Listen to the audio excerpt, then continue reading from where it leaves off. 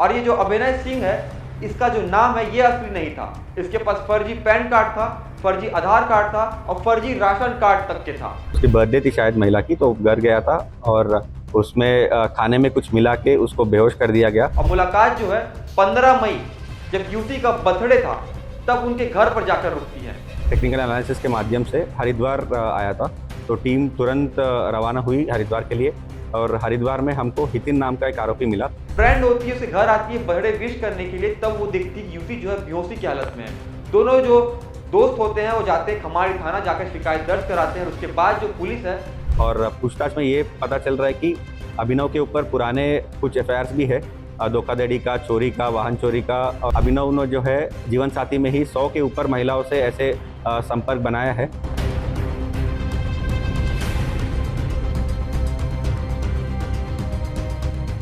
एक गर्लफ्रेंड और boyfriend, boyfriend जो है गर्लफ्रेंड के घर पर बैठकर खाना खा रहा होता है और गर्लफ्रेंड के खाने में जो है नशीला पदार्थ मिला देता है। जो गर्लफ्रेंड होती है उसे इस बात का जरा भी अंदाजा नहीं होता है। वो बेचारी बेहोश हो जाती है। जब तक उठती है, वो होश में आती है, तब तक उसका बॉयफ्रेंड और उसके घर पर रखा हुआ सामान दोनों जगह से गायब हो जाते हैं। जो पूरी घटना है ये किसी बॉलीवुड मूवी का सीन नहीं है, स्क्रिप्ट नहीं है, ये पूरी तरीके से सच्ची घटनाओं पर आधारित एक खबर है जो आज मैं आपको बताने वाला हूं। तो नमस्कार, जय जोहार, जय छत्तीसगढ़। मेरा नाम है कान्हा राजपूत, आप देखना शुरू कर चुके हैं सीजी भास्कर। दोस्तों, तारीख थी 15 मई। उस दिन खमाड़ी थाने में एक रिपोर्ट दर्ज कराई जाती है और ये रिपोर्ट सुनकर सब चौंक जाते हैं, क्योंकि एक युवती का कहना था कि उसे खाने में जो है एक नशीला पदार्थ मिलाया गया और उसे खाने के बाद वो बेहोश हो गई और जब तक वो उठती है तब तक उसका बॉयफ्रेंड और उसे घर पर रखा हुआ उसका सोना, चांदी, उसकी अंगूठियां और नगद कैश जो है वो भी गायब हो चुके होते हैं। पूरी घटना को जानने के लिए समय से थोड़ा पहले जाना पड़ेगा। आप बता दें कि दोनों युवक और युवती हैं एक मैट्रिमोनियल साइट पे मिलते हैं। उसका नाम था जीवन साथी। शायद युवती को लगा होगा जैसा नाम है वैसा युवक होगा। युवक ने अपना नाम बताया अभिनय सिंह और ये जो अभिनय सिंह है, इसका जो नाम है ये असली नहीं था। इसके पास फर्जी पैन कार्ड था, फर्जी आधार कार्ड था और फर्जी राशन कार्ड तक के था। इसने जो है युवती को अपने प्यार के झांसे में फंसाया, उसे कहा उससे शादी करूंगा। इनकी जो बातें थी मुलाकातों में बदली और मुलाकात जो है 15 मई जब युवती का बर्थडे था तब उनके घर पर जाकर रुकती है। जो युवक होता है उसे कहता है चलो चिकन बनाते हैं। चिकन बनाया जाता है और चिकन खाने के दौरान जो युवक होता है युवती के जो खाने में एक नशीला पदार्थ मिलाता है, जिसे खा करके युवती जो है बेहोश हो जाती है और उसके उठने के बाद जो है सारा सामान जो है उसके घर से गायब हो चुका होता है उसके बॉयफ्रेंड के साथ में।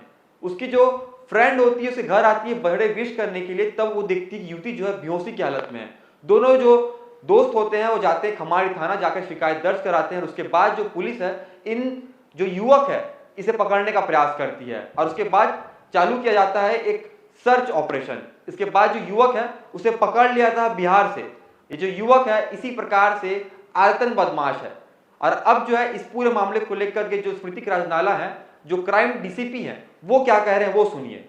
रायपुर पुलिस कमिश्नरेट में कमाडी थाने के अंतर्गत रिसेंटली 15 मई को एक मामला सामने आया था, जिसमें एक आरोपी ने महिला के साथ जीवनसाथी.com पे परिचय बनाकर उससे 4 महीने से कॉन्फिडेंस में लेके चैटिंग करके उससे शादी करूंगा बोल के रायपुर आया था और उसको जो है घर पे गया था, उसके घर गया था और उसकी बर्थडे थी शायद महिला की, तो घर गया था और उसमें खाने में कुछ मिला के उसको बेहोश कर दिया गया और उसका जो सोना चांदी जो पहना हुआ है और अलमीरा में जो रखा हुआ था घर का पूरा, वो उठा के भाग गया था।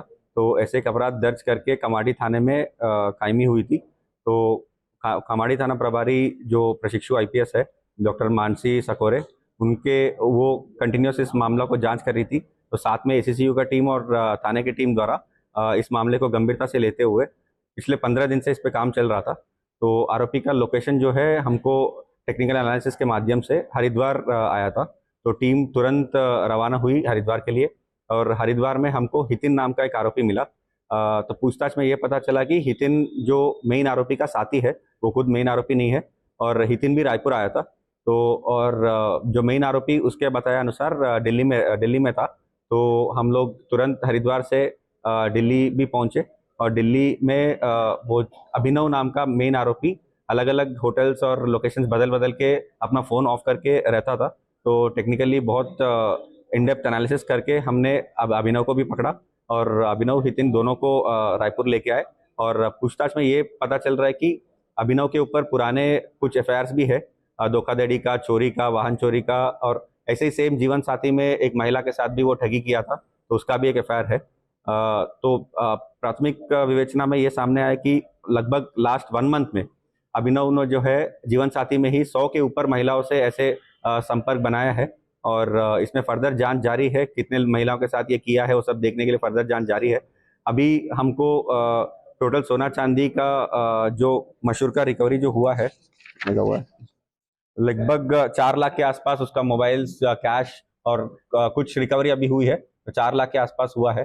तो फर्दर अभी इसमें विवेचना जारी है और जो अदर अक्यूज भी इसमें रहेंगे तो उनको भी पकड़ेंगे। इसी माध्यम से मैं दूसरा चीज भी बोलना चाह रहा हूँ कि इसने खुद एक्सेप्ट किया कि 5-6 महिला और लोगों के साथ ये भी किया है जो जिसमें एफआईआर नहीं है, तो उनसे भी अपील करूंगा और अन्य लोग भी अगर है तो वो भी सामने आए। अपना यहाँ पे गिरफ्तारी हो ही गई है।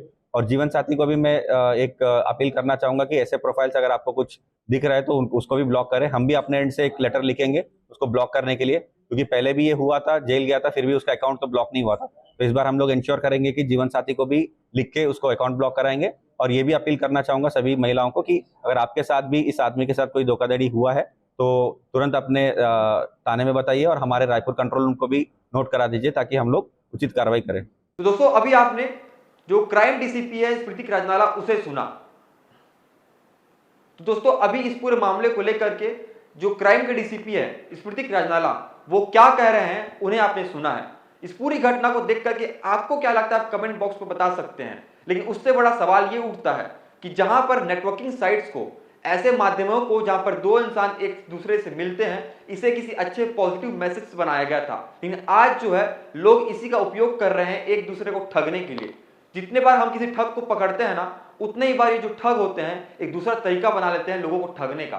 तो आजकल ये जो नया ठग है, ये जो नया ठग गिरोह है, ये नया ठगी करने का सिस्टम है, वो नया नया आया है।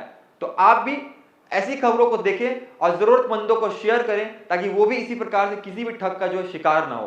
और ऐसी खबरों को देखने के लिए बने रहें सी भास्कर के साथ।